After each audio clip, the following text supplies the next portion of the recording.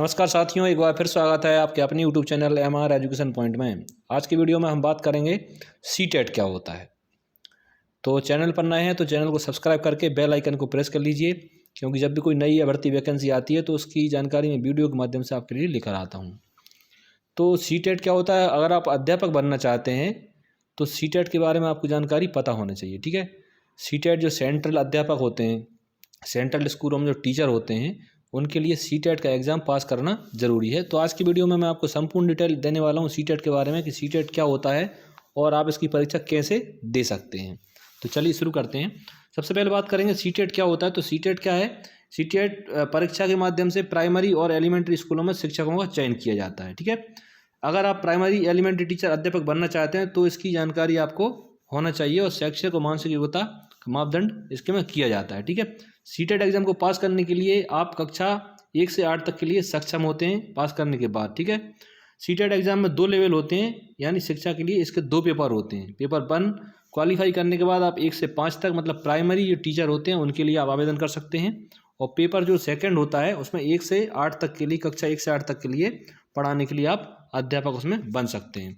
Next इसमें बात करेंगे तो यहाँ पर देख रहे होंगे सीटेट परीक्षा की अब वैधता कब तक है। ठीक है, कब तक इसकी वैलिडिटी रहती है अगर आप इसने पास कर लिया तो सीटेट की वैधता 7 साल के लिए थी पहले, लेकिन अब इसको बढ़ाकर लाइफ टाइम के लिए कर दिया गया है। सभी कैटेगरी के लिए समान होता है।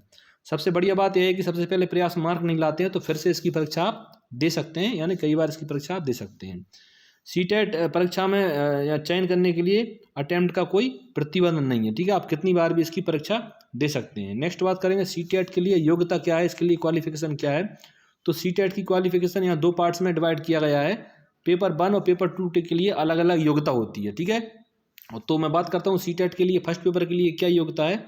तो यहाँ पर सबसे पहले जान लेते हैं कि इसके लिए इसका फुल फॉर्म क्या है सीटेट का। तो सीटेट का फुल फॉर्म है सेंटर टीचर एलिजिबिलिटी टेस्ट, यानी कि केंद्रीय अध्यापक पात्रता परीक्षा। इसको अगर आप पास कर लेते हैं तो जो सेंट्रल टीचर की केंद्रीय विद्यालय में जो वैकेंसी निकलती हैं उनके लिए आप आवेदन करने के लिए योग्य हो जाते हैं। ठीक है, अब उनके लिए क्वालिफिकेशन क्या है। तो क्वालिफिकेशन यहाँ पर दिखा देता हूँ मैं आपको।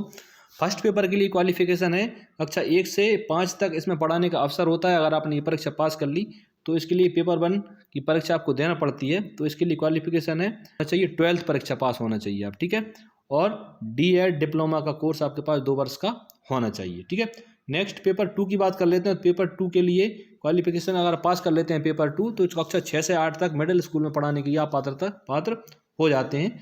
तो इसके लिए आपके पास 12th के साथ कम से कम 60% मार्क्स के साथ आप पास होना चाहिए 12th, और 12th के बाद ग्रेजुएशन क्लियर करें, इससे कम से कम 50% मार्क्स आपको लाना होंगे। और B.Ed के लिए अभी आपके पास इसमें होना चाहिए, B.Ed का सर्टिफिकेट भी होना चाहिए, तब आप इसमें आवेदन कर पाएंगे। नेक्स्ट बात करेंगे सीटेट एज लिमिट क्या है इसके लिए। तो इसके लिए 18 वर्ष मिनिमम एज है और मैक्सिमम एज का कोई इसमें प्रावधान नहीं है। नेक्स्ट बात करेंगे इसकी परीक्षा की तैयारी आप कैसे करें। तो क्या होता है, आप परीक्षा की तैयारी फॉर्म अपन भर देते हैं कोई भी, लेकिन तैयारी उसकी हो नहीं पाती है। तो उसके लिए क्या है, एक रूपरेखा तैयार करें। सबसे पहले उसका सिलेबस का पैटर्न देखें क्या है, उसके हिसाब से आप टॉपिक्स को कवर करें। और समय सारणी आपके पढ़ने के लिए एक समय सारणी, एक टाइम टेबल जरूर होना चाहिए कि कब कौन सी चीज़ मुझे पढ़ना है। तो इसका पूरा आपको विशेष ध्यान रखना है।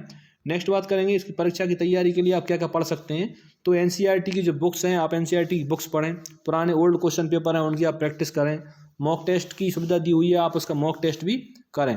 तो यहाँ पर मैंने आपको पूरी जो सीटेट की संबंध में जो भी जानकारी थी मैंने आपको यहाँ पर आपको बता दी है।